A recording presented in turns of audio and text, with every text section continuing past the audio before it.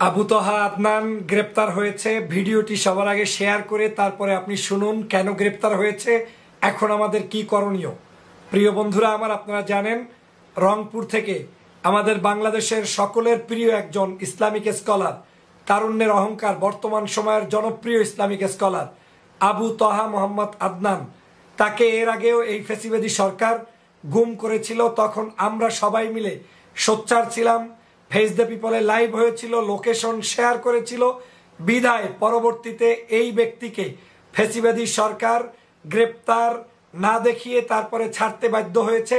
কারণ তাকে না ছাড়লে তখন সমগ্র বাংলাদেশে সমস্ত বাংলাদেশের যুবক তরুণরা ক্ষিপ্ত হয়ে উঠত এবং পরবর্তীতে আমরা আবু তহা আদনানকে ফেরত পেয়েছি, আলহামদুলিল্লাহ। কিন্তু আজ আবার আবু তহা মোহাম্মদ আদনানকে অ্যারেস্ট করা হয়েছে। আবু তহা মোহাম্মদ আদনান আমাদের এই ছাত্র আন্দোলনের অধিকারের জন্য লড়াই করেছে।